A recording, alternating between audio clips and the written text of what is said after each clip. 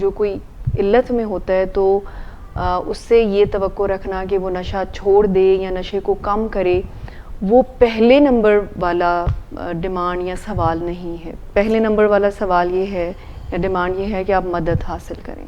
تو جو لوگ خود ڈینائل میں ہوتے ہیں، they don't know what is the right question۔ کئی وجوہات ہیں کہ گھر والے کیوں اس سے ایک وعدہ یا قسم لینا چاہتے ہیں یا حلف اٹھوانا چاہتے ہیں، اور گھر والوں کا خیال ہوتا ہے کہ اگر یہ وعدہ کرے گا تو پورا کرے گا۔ ایسا اس لیے ہوتا ہے کہ اس نے بہت سے وعدے زندگی میں پورے بھی کیے ہوتے ہیں۔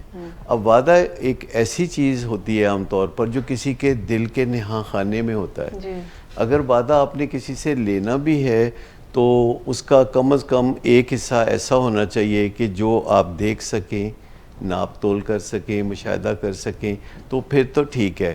لیکن اگر آپ کسی کے اوپر بھروسہ کر کے، اس کے وعدے کے اوپر بھروسہ کر کے، یا ماضی کے کسی تجربے کی وجہ سے آپ سوچتے ہیں کہ وہ ایسا ضرور کرے گا، تو اس میں کافی قباحتیں ہو سکتی ہیں۔ لیکن جب آپ کسی کو مدد حاصل کرنے کے لیے کہتے ہیں تو ایکچولی آپ اس کی اہلیت بڑھانا چاہ رہے ہوتے ہیں، آپ اس کی قابلیت بڑھانا چاہ رہے ہوتے ہیں۔ ایسے میں ہم اسے کہہ سکتے ہیں کہ وہ نشے کی مقدار کو کم کرنے کی کوشش کرے، اور جب وہ نشے کی مقدار کم کرنے لگتا ہے تو آگے چل کے آپ یہ بھی کہہ سکتے ہیں کہ اب کوئی ایسا دن مقرر کر لے کہ اس کے بعد وہ نشہ نہیں کرے گا۔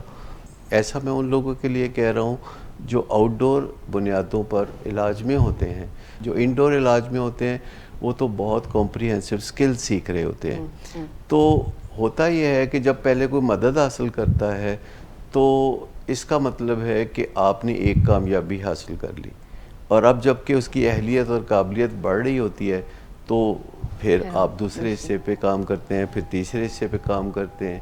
اگر آپ زندگی میں کسی ایسے پیارے پر تنازع میں الجھے ہوئے ہیں کہ جو علتوں کا شکار ہے، تو آپ ایک مسئلہ حل کریں گے تو ایک نیا مسئلہ پیدا حل ہو جائے گا، پھر آپ ایک مسئلہ حل کریں گے تو آپ اگلا مسئلہ حل کرنے کے قابل ہو جائیں گے۔